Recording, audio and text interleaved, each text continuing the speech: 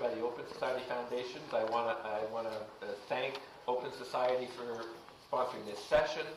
I also want to notice that Open Society is one of Canadian Drug Policy Coalition's major funders. We have one of the Canadian Drug Policy Coalition's private funders, major donors in the room. I'd like to acknowledge Steve Chapman, who's sitting up here, who's also supported the conference, I think, by looking at the brochure. I also want to acknowledge Walter Cavalieri, who's a founding member of the Canadian Drug Policy Coalition and is a legend in Canadian drug policy. So this panel is going to look at it's a meeting called UNGASS 2016. But what it really is, it's a great big global meeting on drug policy next April in New York City, when the General Assembly of the United Nations is going to come together and focus on drug policy. And taking my presentation. Scott, let me introduce the panel. I thought I was supposed to sort of give a high-level thing. Okay, let me introduce the panel because I've already started Scott's presentation, apparently. The panel is Scott Byrne. I'll introduce you all, and then we'll go in the order that you're sitting. Scott, to my right here, is the program officer for the Global Drug Policy Program at Open Society Foundations. He's based in New York City. He supports the reform of international drug policy through advocacy and grant-making to partner organizations around the world. Prior to joining the Open Society Foundation, Scott worked as a staff lawyer at the Pivot Legal Society, a Vancouver-based nonprofit legal organization. And if you want to hear more about that, go to the strategic litigation talk this afternoon. Scott will be presenting on that, on some of his experience working with Pivot, which is a dynamic bunch of lawyers and other people and campaigners in Vancouver. Next to Scott is Heather Haase, chair of the New York NGO Committee on Drugs. Heather is an attorney and a drug policy advocate based in New York City. She currently serves as the International Drug Policy Consortium, members linked to the UN headquarters in preparation for the 2016 UN General Assembly Special Session on Drugs.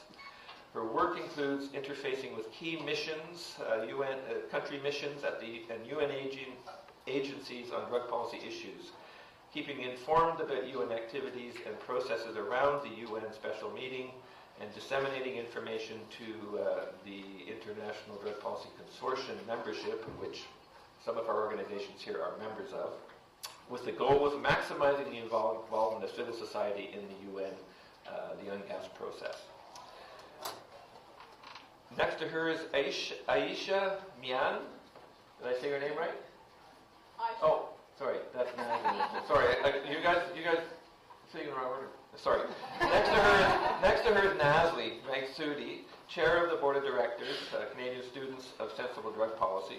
Nazlee is currently in the second year of her Master's in Global Affairs program at the University of Toronto. Her focus is on illicit drug policy reform, with an emphasis on the UN drug conventions and the international drug control regime. She recently spent the summer working on these issues at the International Drug Policy Consortium in London and Harm Reduction Coalition in New York. And next to her is Ayesha. Did I say her name right? Ayesha? Ayesha. Okay. It's only taken me 4 years to learn this. Ayesha Mian is president of Students for Sensible Drug Policy in the UK. She's currently studying for a Master's in Science in Global Health, Humanitarian and Conflict Response Institute, University of Manchester, and a postgraduate diploma in Public Health, London School of Hygiene and Tropical Medicine. She's currently working part-time in healthcare. Alongside her studies and work, she has been actively leading CSSDP UK for the last few years.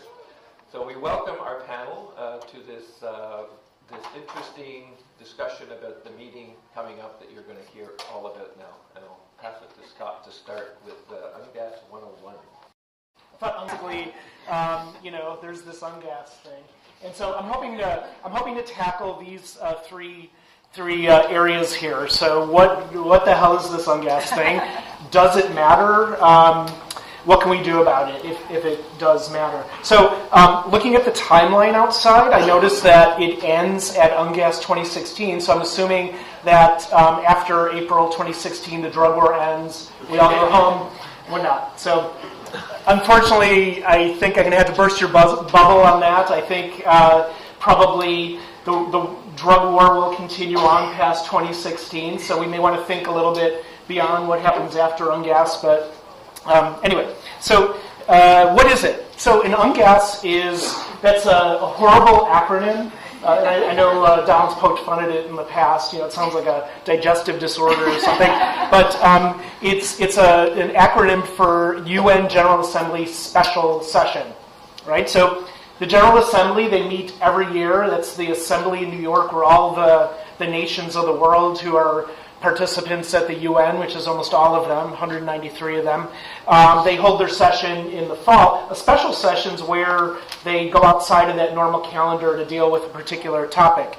So there have been 28 of these things so far. The first one was, and the second one were on Palestine back in 47. So here's some notable ones. The first on drug abuse was in 1990. And you can see there were these other ones, the Earth Summit in the late 90s. And then the first real drugs UNGASS in kind of the modern time frame that we're looking at was in 1998, which was titled the World, the World Drug Problem. And then these other ones that have come as well, which you may be familiar with. Some of them, for example, in 2001 there was a big AIDS UNGASS that happened. So 1998, the theme was a drug-free world, we can do it. And I'm happy to report we're well on our way to eliminating drugs, as you know. So 10 years later, there normally would have been an UNGASS, but it was actually a review session they had where there was a chance, they used it as an opportunity instead of having like a big standalone special session. It was a review of the progress they made on the goals of 1998, and they were all set to declare victory at that point, but didn't happen. And so what happened was in 2013, responding to the serious violence and harms that the war on drugs has caused in Central America and Mexico, these three governments, Mexico, Guatemala, and Colombia, they put in a resolution and they said, we want to move the UNGASS up a couple years. It was slated for 2019, right? 2019, and they moved it up 3 years with this because of the urgency. And that particular motion was supported by 95 other members of the General Assembly in there, and so that's going to happen. And so it's set for 3 days in April 2016. The 19th to the 21st. It's in New York City. All the nations of the world, they get together and they hold some of these debates and talk about issues and theory. And the idea is and I'm going to talk a little bit about the international drug model as well. And all these decisions internationally are typically done in Vienna. And so the UNGASS, moving it to New York, part of the strategy is that it's actually involving the broader community of nations in the world. It's taking it out of its usual place where the drug laws have been debated and argued, and it's moving it to a new venue, in a sense, to have a relook at it. That was the intention behind the Mexico, Guatemala, and Colombia bringing this decision here. So there's a theme that's been proposed for the UNGASS. It's a better tomorrow for the world's youth. I guess they're giving up on the drug-free world. We can do it, perhaps. So when you have one of these UNGASSes or this big special session of the UN, the official outcome of that process is quite dull and not particularly transformative. It's a document. It's some wordy, long resolution or proclamation or something that comes out of this that everybody agrees on that says this is where we go. So is important. I'm not saying it's not. That's not an important outcome, but there's also, I want to recognize that there's also some of these external or informal outcomes that are also can be important. So Donald was talking about it as a big, we could think of this as the drugs summit of the world. So it's an opportunity for the reform movement to bring new voices to the table, raise public awareness, expand our movement, put pressure on the system, and also encourage a real debate about drug policy and the drug control system and how it's working. So this is the basic schematic of the organizations that are involved in the drug control system. So you may be familiar with some of the big players, which I'll talk about in a second, but you can see it's tied, interwoven with these different organizations, all with acronyms. So the three big players are the CND, the Commission on Narcotic Drugs, and so they hold an annual meeting in Vienna every spring, and so there's going to be one starting in 2 weeks. And I'm already talking to people. How many people are actually going to Vienna for the CND? So quite a few. So it's as I mentioned, that's not the full body of nations that are in Vienna. It's only 53 countries, and they go through these resolutions and political declarations around drug policies, as well as there's a pretty vibrant NGO climate there, holding side events and trying to educate and lobby different delegations. So the other player in this is the UN Office of Drugs and Crime, which is they're funded by member nations that want to contribute.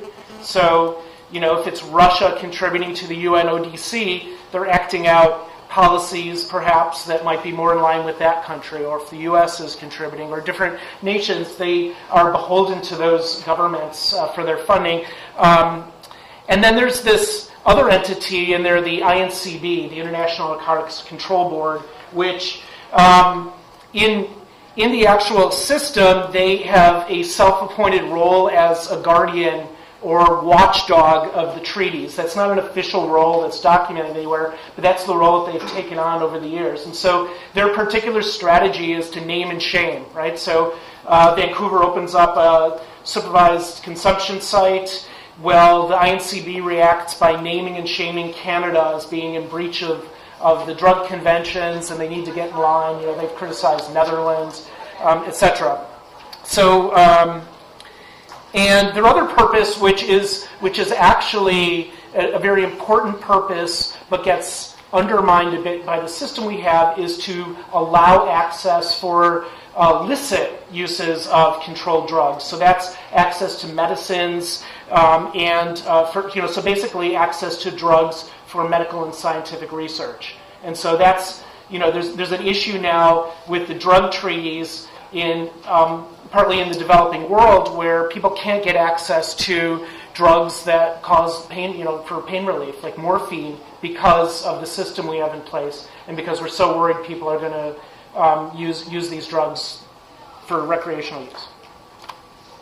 There's also the World Health Organization. They're the ones that recommend, whether drugs get scheduled in treaties and not, and how they're controlled. And so they have an advisory role on this whole process as well.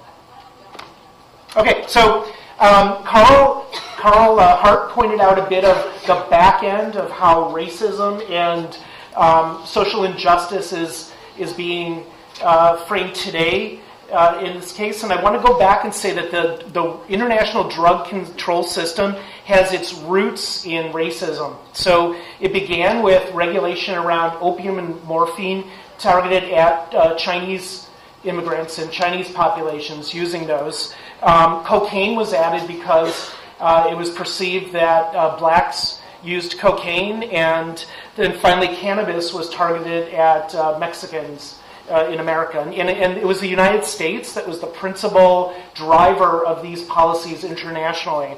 And so through these different steps, a more and more restrictive system became enabled.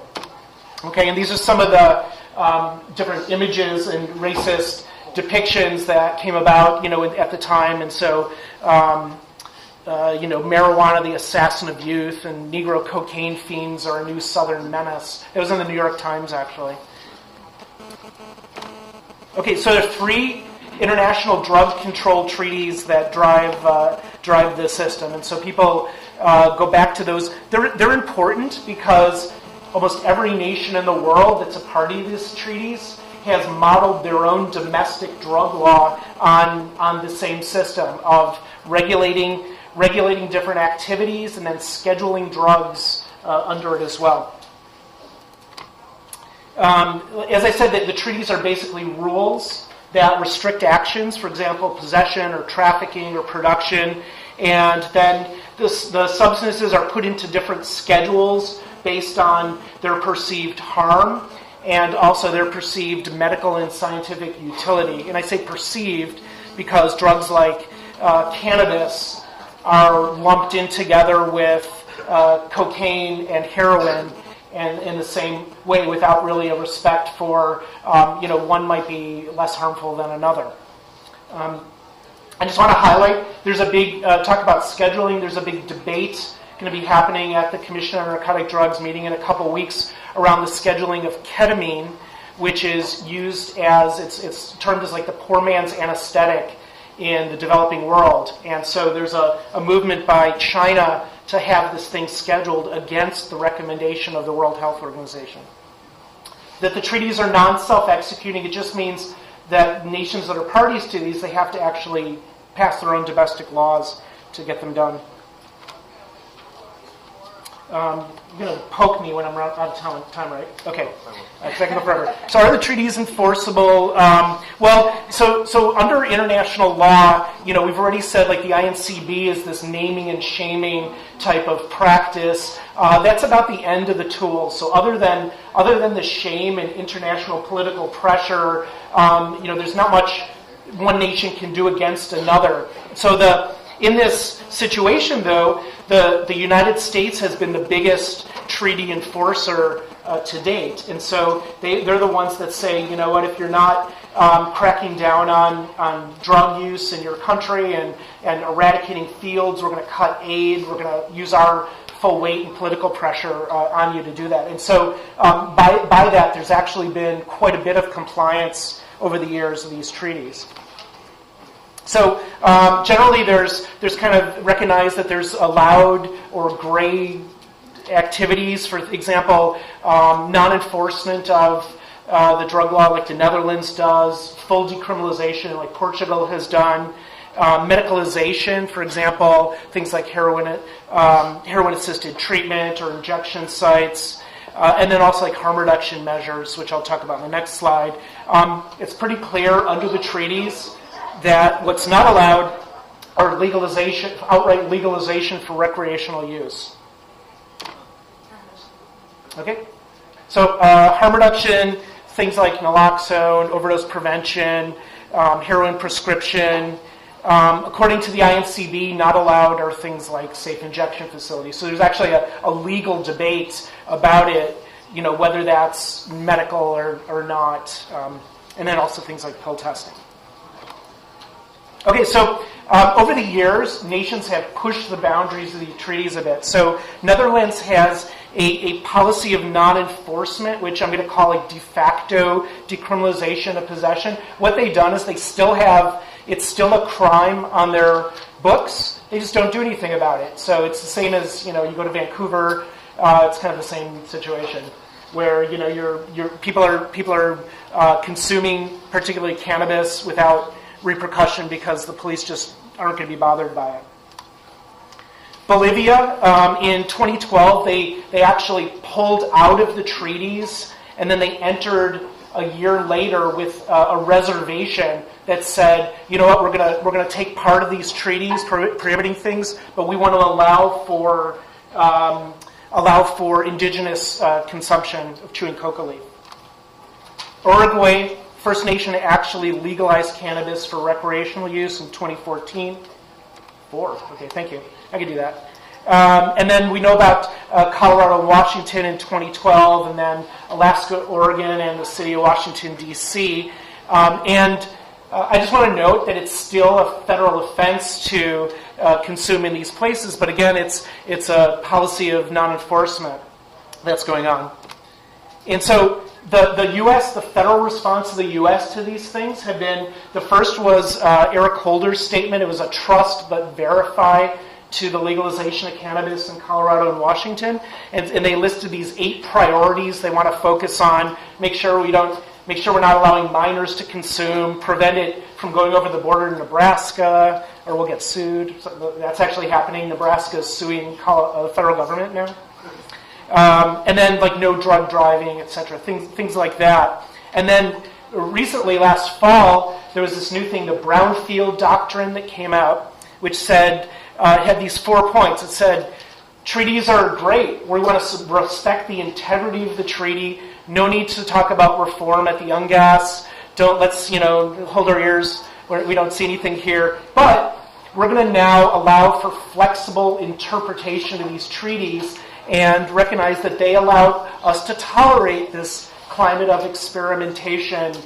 For example, legalizing in a couple states or experimenting with these different things. And then we want to focus our targets on fighting organized crime. So the reform community is a bit polarized about this. If you're sitting in the state of Colorado and you're trying to conduct your experiment about legalizing cannabis and get some good data to support this as a policy decision, you're really happy with this, like keep your hands off. But other people are saying, well, this is really just a way for the U.S. to have its cake and eat it too. They can not talk about real reform at the UNGASS, but they can still crack down and support interdiction efforts in the developing world.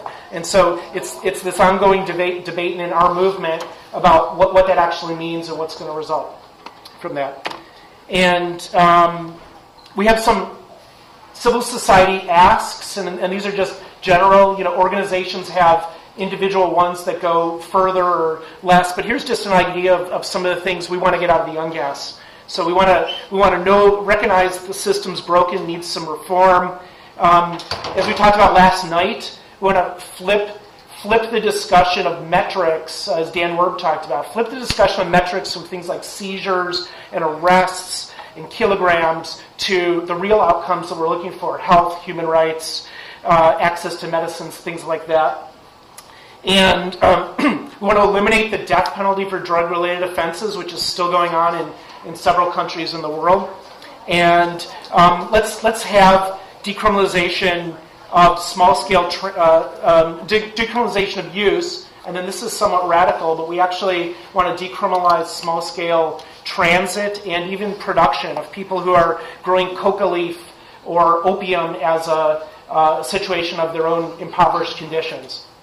And then focus on health and harm reduction. And finally, support these experiments around the world and recognize that it's very contextual and it's very cultural. So what's right in country A may not be right in country B, but there's this, we need to have the space to kind of explore a bit these new systems.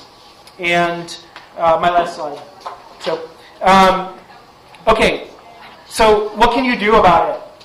Well, the theme of this UNGASS is going to be youth, but it's really a situation where within the Commission on Narcotic Drugs and in these international debates, we really need to hear stories from students and from young people. It's just, and I know Nazlee is going to talk about that as well, and I think Ayesha as well. But it's really important for you guys to try to figure out how to get involved in this process and do your piece. Here's some ideas of ways you might engage. You can organize educational events, get your voice heard in the media, talk to your government officials, try to get on official delegations, which is difficult, but it happens.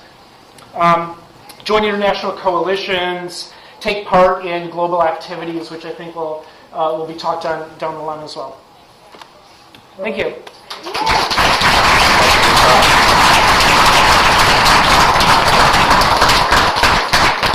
Thank you very much, Scott, for the UNGASS 101.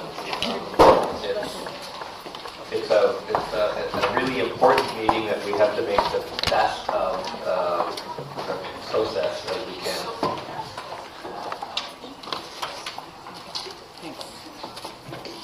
So first I just want to say that I'm really glad that I got to be here this morning and hear some of your stories from you guys, Callie, Lisa. When I hear this, the stories about that you guys are still losing your friends after all this time. I mean, that shouldn't be happening. I mean, but that's kind of the point of this whole civil society participation in UNGASS. So I kind of hate the term civil society because it's so, I don't know, it's so it's so civil. This doesn't sound right, but really, it's not. I mean, civil society is, academics, it's drug policy organizations, advocates, experts, but it's also affected communities. So it's also youth, it's students, it's you guys. So it's really, it shouldn't be civil society in UNGASS. It should be UNGASS and you, or something like that. Well, that sounds a little 70s. So I'm going to give a little bit of background kind of how civil society is organized now and how we're moving it into UNGASS. So Scott talked a little bit about how the UN processes already take place in Vienna every year. So they have these, annual meetings that he's talking about. The next one is in a couple weeks. And, in addition to these official meetings that go on like for days, for like days, there are also like hundreds of NGOs that descend on CND every year.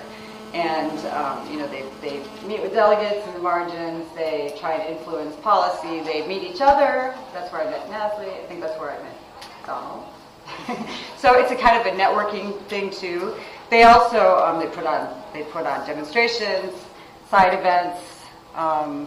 This is the VIC, the Vienna International Center, where it all goes down. It seems like this sort of far away place, though. It doesn't seem very close to home. Here's some. This is the year of the 50th anniversary of the Single Convention, where they torched it. Some NGOs torched it outside the building as government delegations were walking in and out of the building. Can I play a short video?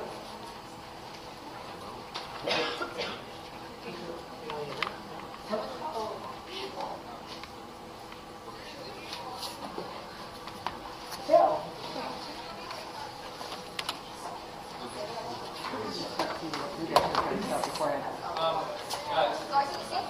You guys clicked through it before, but there was a pop-up that said that any links to external media have been blocked, so I don't think you're able to see it. Oh, what about it?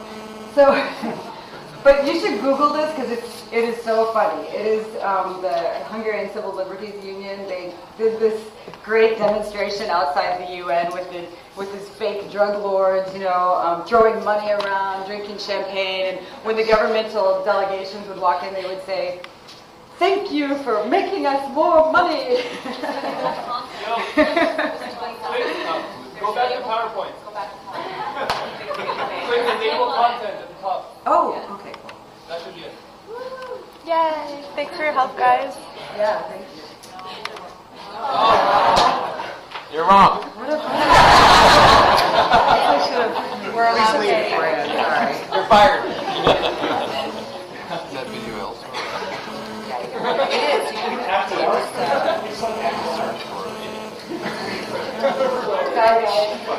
The repeat of yesterday. Here it is. Yay. Kidding. My friends, I came here to celebrate that very important day. It was 50 years of the drug prohibition. You made us rich. I want to say thank you to the United Nations Convention leaders to keep drugs illegal. For like a couple minutes.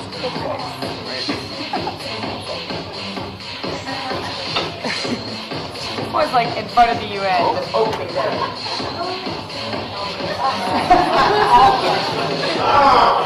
Push it. You push it real good. Yes, that boy! Keep drugs illegal, my friend, for another 50 years.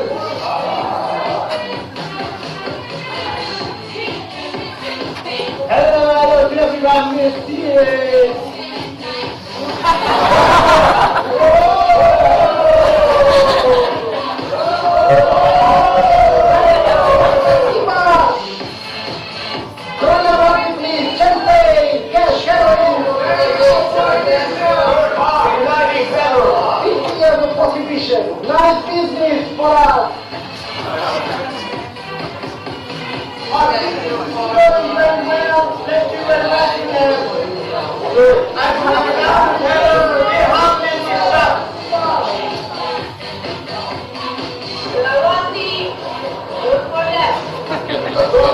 Okay, so that's good. Yeah, that was a good one.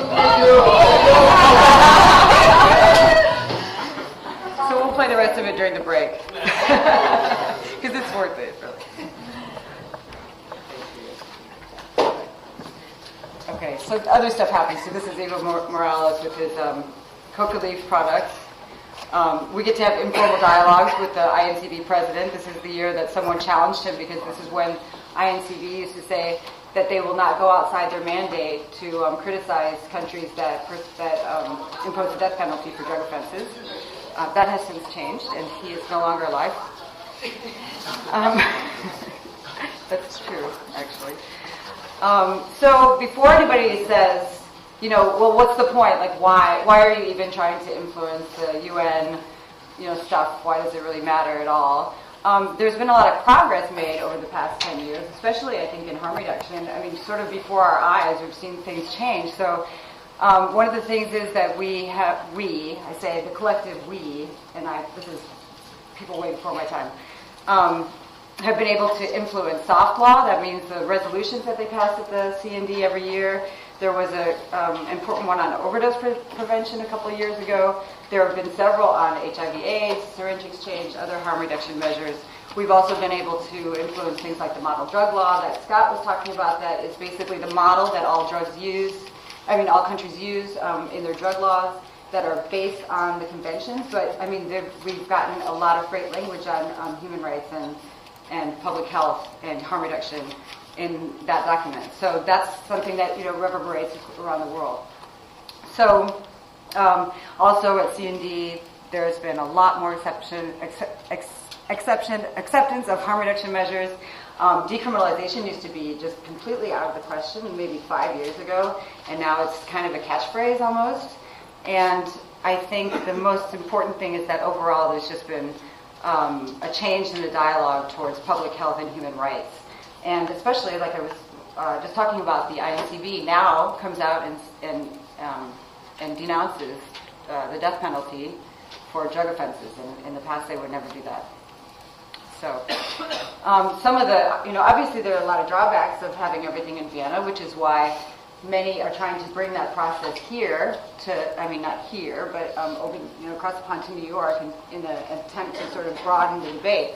So one thing is that having everything, so I'm talking faster, having everything in Vienna excludes all those NGOs that really can't travel there. I mean, unless you're going to find a funder that's going to give you, $2,500 to go there every year, you're going to be excluded from those. And how many, we just had a show of hands, but it wasn't actually that many. How many of you actually are going to go to Vienna this year? So it's also not really widely covered in the media.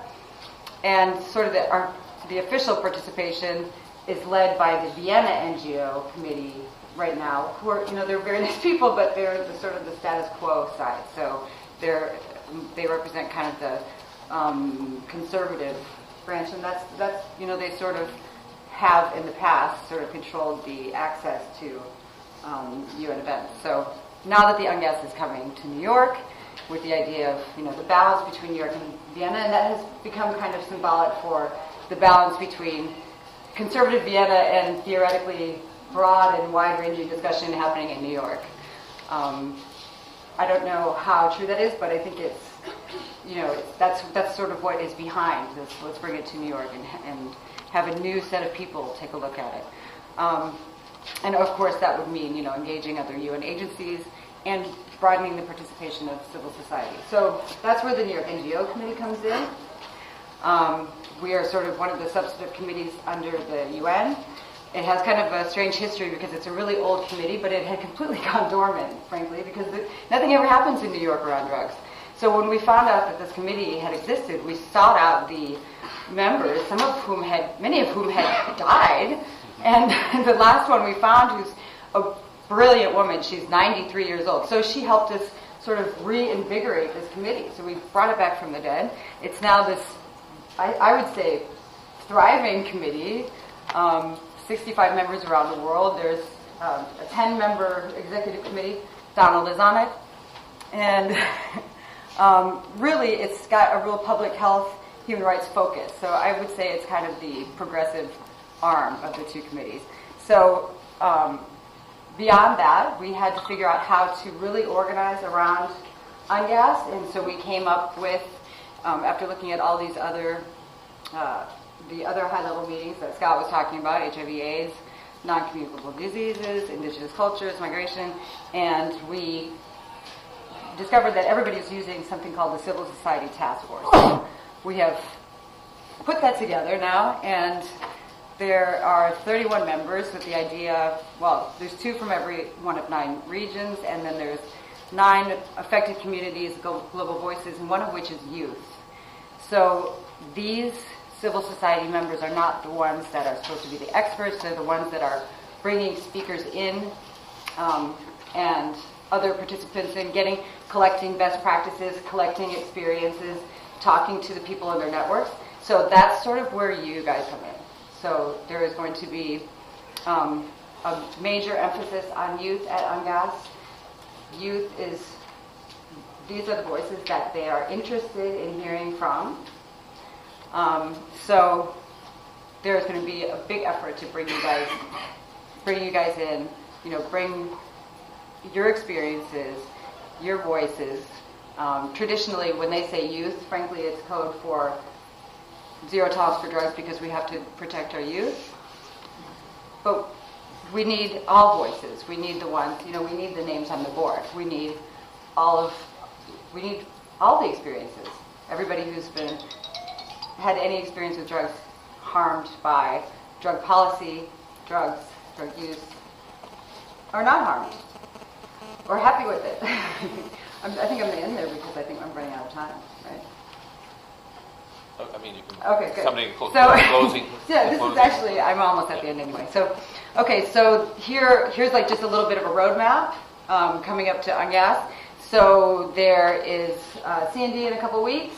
We're just going to be fighting about process probably. The member states are going to be fighting about the level of civil society participation. So we're going to be pushing obviously for more. On May 7th in New York, this is not completely confirmed, but probably there's going to be a pre-UNGASS. Some member states were opposing it because it's the UNGASS before the UNGASS. So there's going to be a big meeting.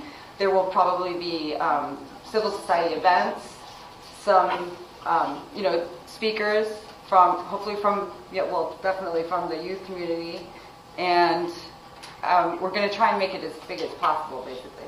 And then after that is June 26th. I don't know if any of you were involved last year in the Support Don't Punish campaign. It was 120 countries around the world that participated. We all went out and did rallies and held signs and took pictures.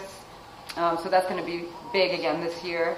And then October next year, hopefully during what's called the Third Committee negotiations at the General Assembly, the Third Committee is the committee that deals with drugs and drug policy. And they'll be holding meetings on drug resolutions. And so we take that opportunity to also hold our hearings. So we're hopefully going to have a civil society hearing during that time. So it's going to be another big opportunity. And during this time, we'll also have regional consultations. There will be a North American regional consultation, and then the UNGASS in April 19 to 21. Thank you.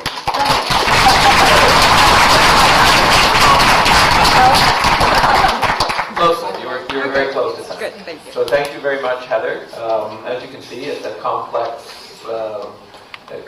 endeavor, and we're civil society is trying to figure out where are the seams, where are the places we can influence it, where are the places we can make change.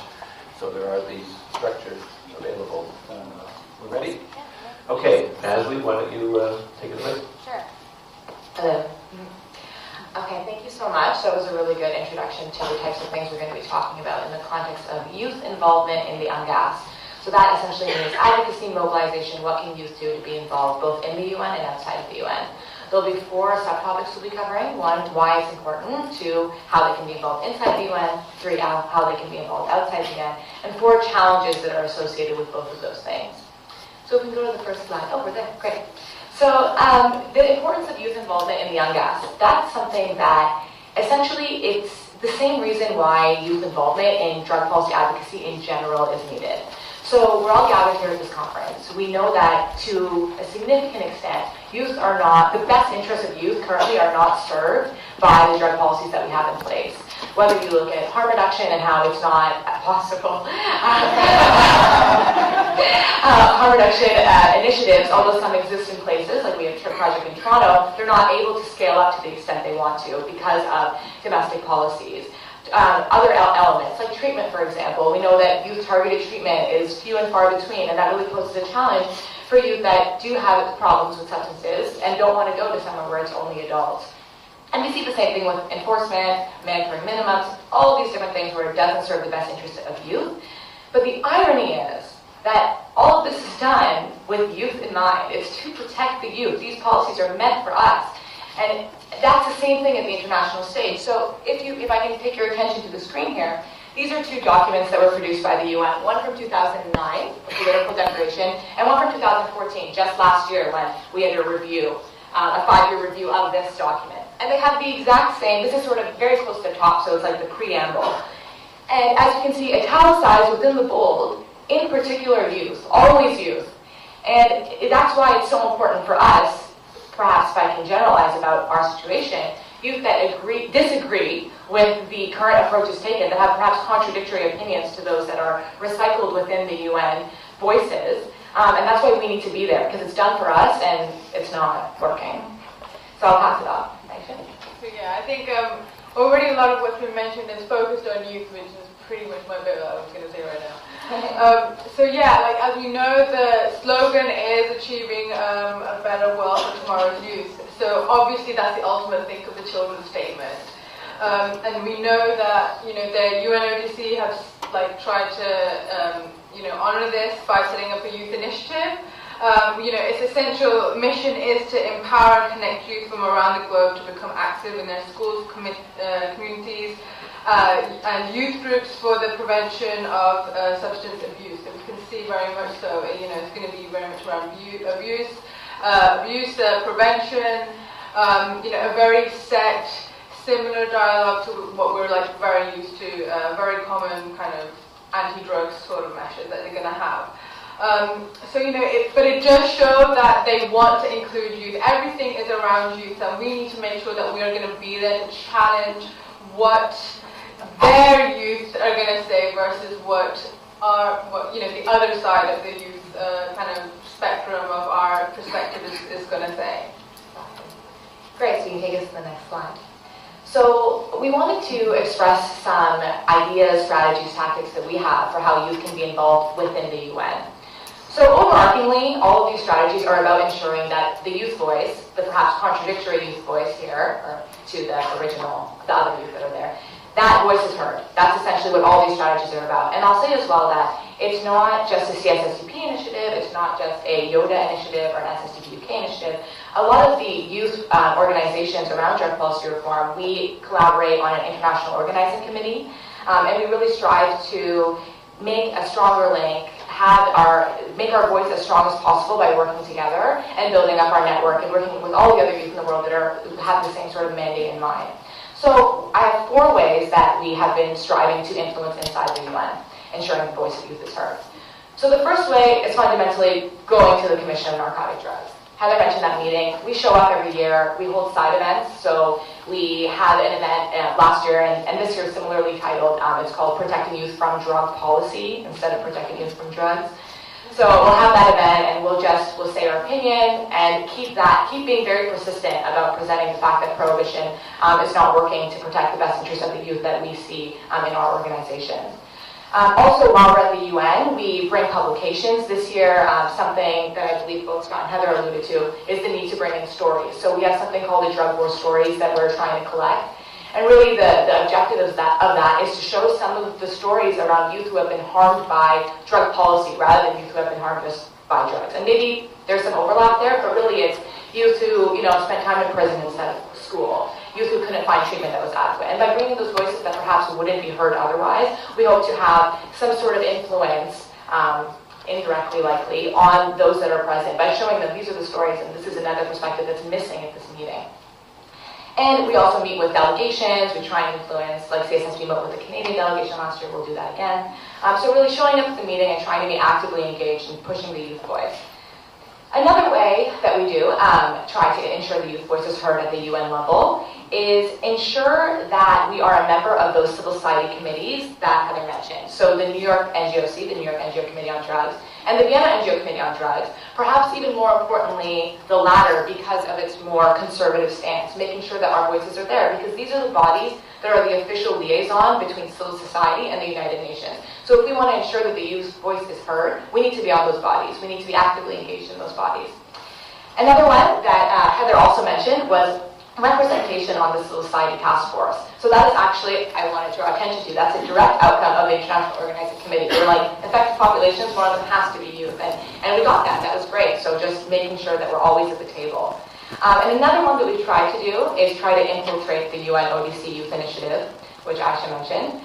So those youth that are represented, that are collected by the UN to come and represent the youth voice, they're selected by member states. So given how controversial our opinions are, it's difficult to get the member states to pick us to be on that UN ODC Youth Initiative, but we are trying, and we're trying to build those.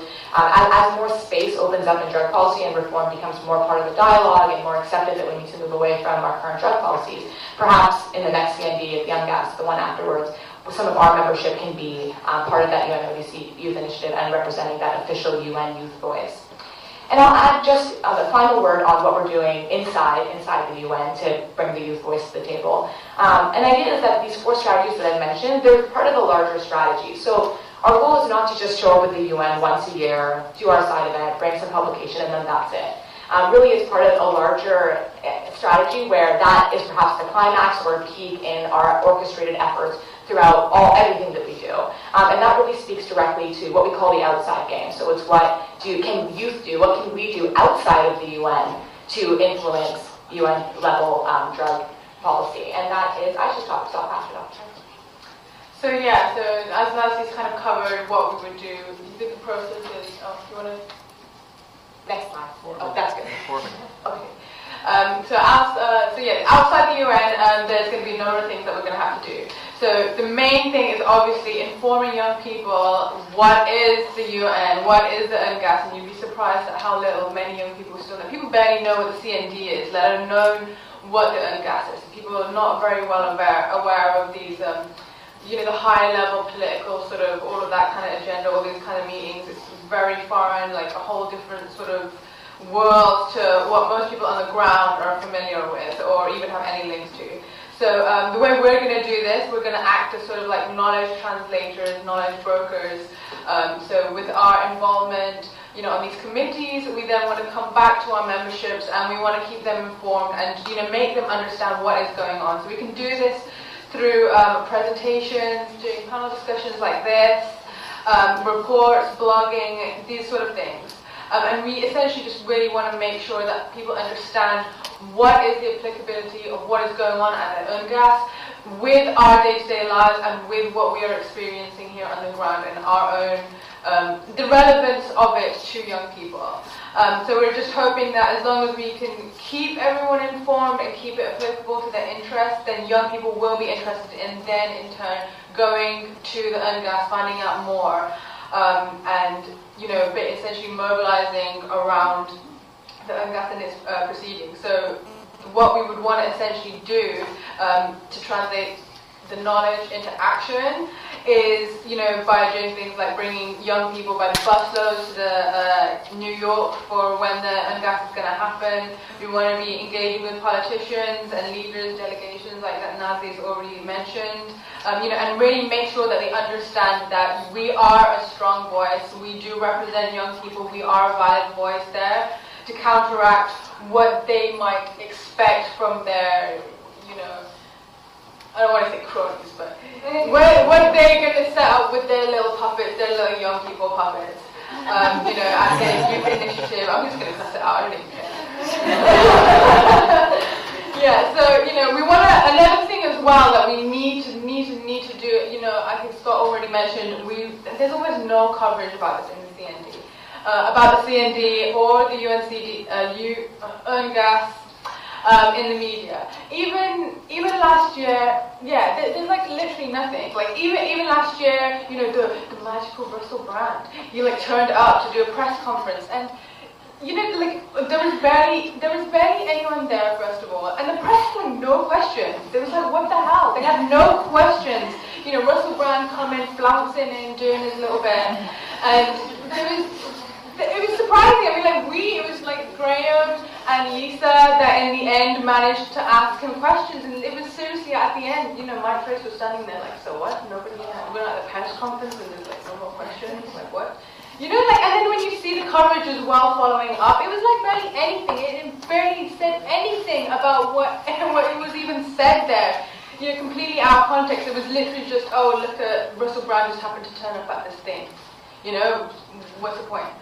What we want to do is we want to really take control of this. We want to engage with the media and show them, these are our voices and this is why we're concerned. The media is already so much into portraying young people in the way that they're affected by drugs as, the whole fear factor. So, look at this young person who's died, look how bad drugs are, blah, blah, blah. So we really want to try and challenge this. And we are in a unique position. We have a very competitive advantage in comparison to even other NGOs and other civil societies, other governmental kind of officials, whoever else is going to be out there saying it's because, we're young.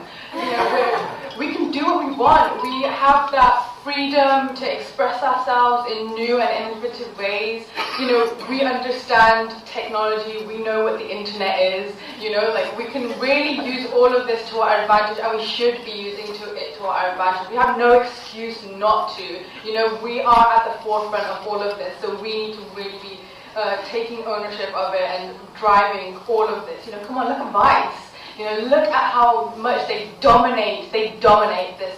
They're really putting all of these other major news outlets, making them run for their money because, come on, it's all about appealing to the youth, right?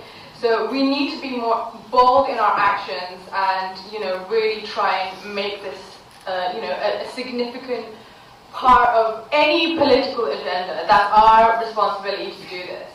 Now, obviously, when we're going to be doing these things, there are always going to be challenges.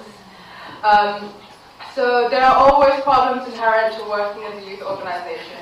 So, ensuring the inclusion of marginalized youth voices. So, even us here, we still have to consider our privilege in being able to be somewhere like this. There are still many other youth out there on the streets from various other marginalized populations, LGBT community. We need to make sure all of us are included and we do represent everybody equally and fairly, and the ones that are most negatively affected by drug policies as well. We obviously, as everyone always has to deal with it, there's always going to be the resource constraints, financial, whatever else. And another specific problem to young people organizations is the fact that we have such a high level of turnover of young people. People are going to be moving on with their lives, in university 1 year and not in the next. Those are some of the key challenges.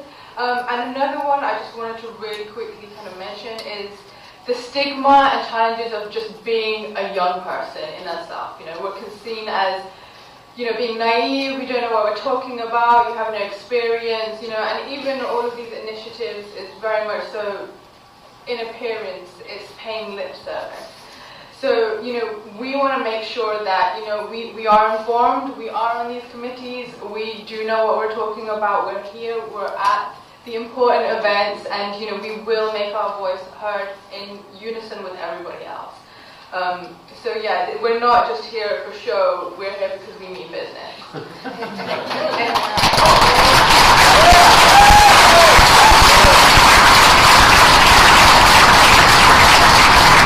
There are 2 more challenges, unfortunately. 2 more.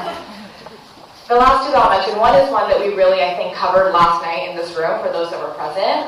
Although there's a lot of people working for drug policy reform, we're often fragmented in our opinions when it comes to the intrinsities and the actual details of how we think we should move forward. So an organization might advocate for the legalization and regulation of all drugs. Another organization might only agree with decrim. Some might only believe legalization and regulation is appropriate for drugs like cannabis.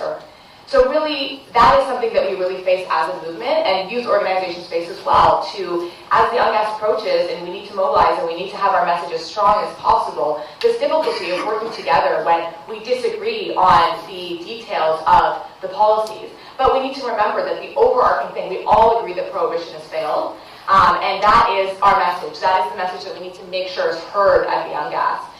So that challenge of working together is hopefully one that can be mitigated. The final challenge that I'll mention, and it's one that perhaps will open the floor to discussion, is the notion that these strategies that we presented, so those for inside the UN, what we can do as youth, and outside the UN, what we can do, these are really, they're evolving. These are best practices and strategies that we've come up with based on our involvement, based on past high-level meetings that have occurred in what other civil society organizations have done. But really, we don't know what is the most effective. We don't know what is the best use of our resources. We're trying to figure out what the best way is to influence. So essentially, they're still up for discussion. The best practices are still being developed. They're evolving. We're learning from our successes and failures. Anybody has any ideas for how we should influence the United Nations, we're always open to hearing them. So thank you. I think that's it.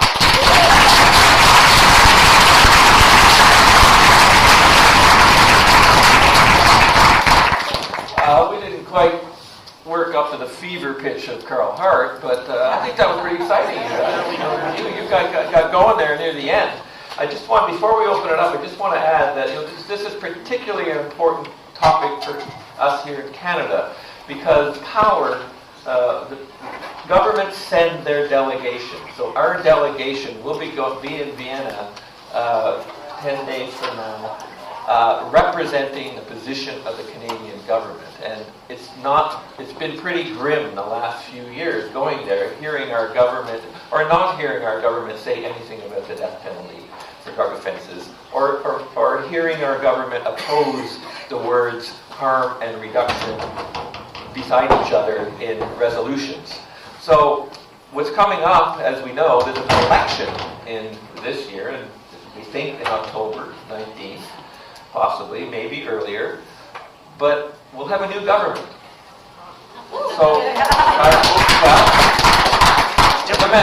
we'll have a different government. It will be a new government. It might be the same old, who knows? But that government, there's a chance that our delegation will have new marching orders at the CND a year from now, and they may be able to represent what I believe they actually want to represent. They're people in public health. They're Health Canada people. They're not bad people. They just have marching orders to oppose this, oppose this, oppose this, oppose this. So it's really important that we as organizations and Canadians get people to understand what this opportunity is, so we can perhaps influence our next year's delegation to the CND. Because this year, I don't think we're going to see much change from the Canadian position. So we're a little bit over time, but we started late. So we do have some time for questions. So let's take a few questions. Yes. Hi. So in 2011, Ireland became the first and only country to boycott the United Nations Office on Drugs and Crime, because in our constitution we hold very valuable the right to life, such as, that's the controversy over abortion. So we also are completely against the death penalty. So we do not monetarily or any way support the UNODC anymore. So I wonder, in your guys' opinions, do you think that is a good strategy to have that other countries can advocate for their governments also to to pull funding from the UNODC and therefore let it just collapse. What's your opinion? I can speak to that a little bit. Yeah, so there was actually a campaign pushed by a non-governmental organization, Harm Reduction International, based in the UK. And so the idea was, governments that opposed the death penalty themselves were implicitly supporting other governments that were actually inflicting the death penalty for drug offense. And so it was actually a really successful campaign by this NGO to kind of name and shame the government. And I would say like it's an amazing tactic. I think it could benefit from others picking up and putting their own government's position on this and say, you're like follow the money. Where's your money going? And it was really effective. I think in just having that financial motivation. Thank you for that question. Any other questions? Yes. That was a statement, really. I heard a lot of information going back and forth, people saying who's going to lead this. Being in the armed forces for 9.5 years, which is a young person's involvement, you see youth always coming in front of you. I'm sitting in the room of the people that are going to lead this. If you look at the age, I went to university at 33, first in my family, met young people in university. We're sitting with the thinkers that are going to have families, that are going to educate, that are going to push forward changes. This is the strength of the movement here. We don't have to look outside anyway. I'm old. I'm going out of this world before all of you, but I'm kicking and screaming before it happens. But this is the change in the room. How smart are you going to be in 5 years, 6 years, 10 years? Who's going to get a PhD? Where are you going to tailor your education? Where are you going to move? What are you going to stand up for? How are you going to take the group? I'm a progressive conservative, for God's sake. Picture that hiding in the bush in this room. But if we don't come together to fight injustice in what is injustice, it has to change at the youth level only. You change at the youth level, you'll change everything. The old establishment is old. It's thousands of years old. It changes from this. Dissent. Everyone here has one common thing. We dissent. And we need to scream. 50% on the UN. Everyone's coming on the buses to the UNGASS. I'm looking at all of you. Yes. We have a couple of... sorry. Do you want to respond to that? We have a question up here. So I was just noticing what you said about Russell Brand and there was no coverage on it. Do you guys have somewhere where I could post the beautiful words you say on my Facebook or retweet it a million times, Get the word out through media, use media to fight media, Do you guys have a website?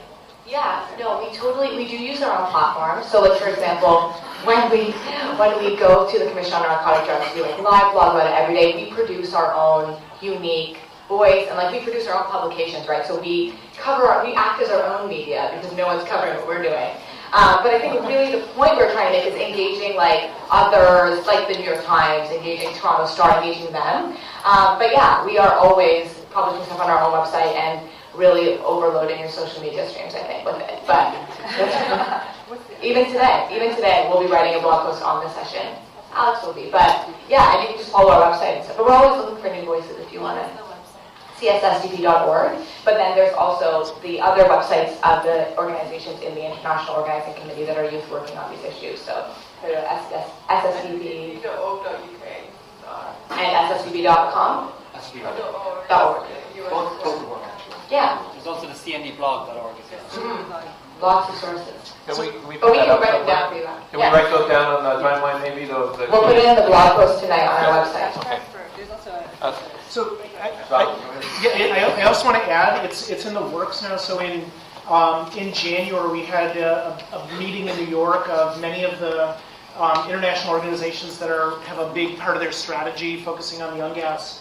And one of the outcomes of that was the interest in developing a collaborative global campaign of which we'd then kind of expand it and bring it out to you guys and bring it out to other organizations. And one of the outcomes of this was we're now developing a common web portal which is going to be the face of the reform movement for UNGASS, and it's going to the goal is to tie all of these different organizations into that and feed out to it. And so we're hoping, if the technology gets done in time, we're hoping to launch this thing on May 7th and have it in place for June 26th. Activities, support, don't punish, but I'll definitely keep you guys in the loop as that comes about. So we're hoping that'll roll out that way. We have time for, let's take 3 more questions. Frederick? When I heard just now that they chose the motto, a better tomorrow for the world's youth, I really got worried, because we must not underestimate our opponents or our enemies there. I am convinced that they will come up from many countries with groups of young people in their I would say representatives. It reminds me of something that happened 2 years ago, I think. In one of the side events at the CND then, there was a meeting about the International Convention on the Rights of Children. And I went there, and I think I was the only one of our side in it. And this whole group was convinced that they would win with this Convention on the Rights of Children, because there is a part of it says that children have the right to be protected against drugs. And according to them, that means that we need to have a drug-free world. It's as simple as that. And, well, I raised my finger at some point to say something. It cost me a lot of time to be seen and to get the opportunity to say something. And I said that it is the opposite, that the prohibition creates a big black market, and the black market is happy to sell to children, and there is no indication that this gets better because of the efforts of the UN and of the fight again. So that made it a bit more difficult for them, but there was no reaction to what I said, and they simply went on as they did. So we really should take care that not something like this will happen again there. They come up with groups, religious groups, with youth departments, or how you call it, youth subgroups, that know nothing about drugs, except that there should be a world without drugs. And they have from Africa, from Asia, they come up with groups like that. And that will be very hard. So how is it possible that they got this slogan without... did you know that beforehand, that this was going to happen? No, they just made it up. I get paranoid because of this. Well, you're absolutely right, and I think Nazlee and Ayesha are onto that, and need to counter that. We really need to counter that for sure. We're behind time, so could we have these 2 questions here, and if you could make them quick, that'd be great. So back when the first kind of laws came into place reforming drugs, a lot of the countries that were against these reforms were the producing countries that kind of had gone through the whole colonialist narrative. And one of the things that I've kind of noted is whether the conventions in Vienna or whether it's in New York, we're always talking about these countries that are predominantly white and predominantly countries that have either been actively engaged in colonialism in the past or currently engaged in colonialism in the past. We've got these countries in Latin America that are really pushing towards this, but there seems like there's this barrier here where we keep focusing on the United States, or we keep focusing on Western Europe to give us kind of solutions. So I guess my question is, in what ways are the people on this panel kind of trying to open up space in this dialogue for the countries that for some reason seem to get shushed, even though they're the ones who are honestly more impacted than we are? I can say something. I mean, from the civil society standpoint, that's the idea behind the task force. So that's the 9 regions around the world, and the 2 regions. It's 2 because it's basically progressive and conservative, but they're from all over the world. And we've noticed ourselves that when we send out nomination requests for speakers from the 2 New York and Vienna committees, that we come back with a bunch of Global North white speaker requests. And what can we do with that? So that's the whole point of that's how we are trying to open that space and bring in people from all over the world who wouldn't otherwise have a voice such as that. And I should mention that that's one of our overarching objectives in terms of ensuring marginalized voices, previously unheard voices, are heard. And that's a big objective of the Drug War Stories Project as well. We're trying to make sure our goal is to have a story from every continent, every region.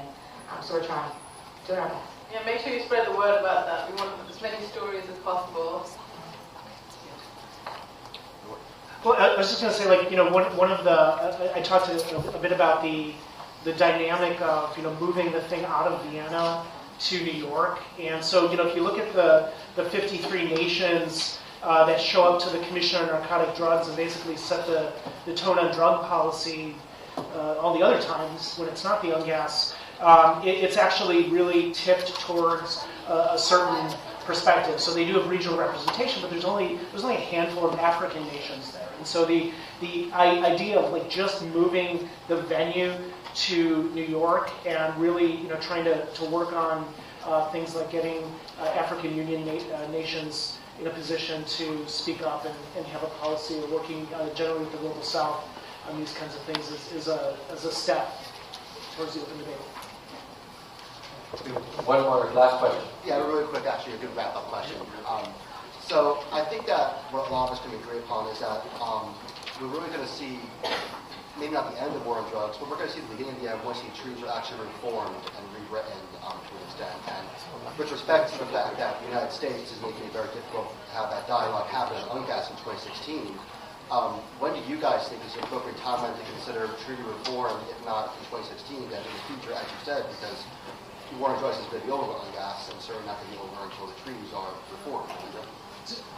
So it's kind of it's interesting. Like there is actually no member state of the United Nations now that's advocating for treaty reform at the UNGASS. So that's to me that's a bit of a dead end, because it's a member state driven process. Like as much as civil society wants to scream and shout about our agendas, it's ultimately the delegations that get to set the rules and make the decisions. So that's like even the most progressive nations are not yet calling for treaty reform. But I think the opening here is maybe at 2016 we can get an agreement that the system's fucked up, and at some point down the line we've got to talk about reforming these treaties. And I think what's going to happen is as nations of the world chip away a bit more with policies and these experiments and different moving it along, it'll become inevitable that the treaties just aren't sustainable.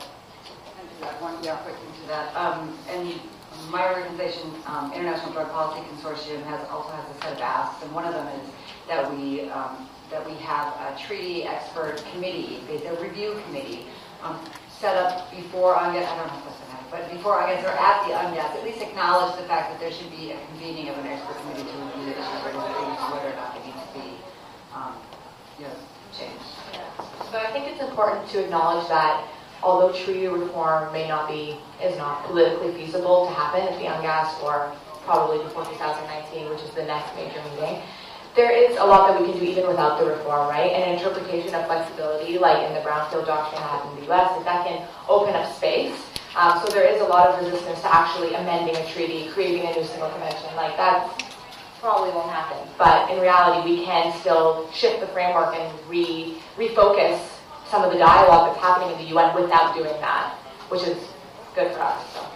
And I also want to just add, like, be careful what you wish for, because the original single convention, it took something like 15 years of negotiation and the U.S. driving the process. You have to look now whether actually reforming the treaties and beginning this process is going to result in a better result than we have, because the ones in the nations in the driver's seat now are Japan, Russia, Sweden, China. It's even if the U.S. sits on its hands, you still have some pretty strong prohibitionist voices that can wield a lot of leverage. And so I think that's the other side of it. We just have to make sure that we're going to get a better product out the other end before the process starts. Okay, I think we're out of time. And I'd like to thank Scott, Heather, Nazlee, and Ayesha for So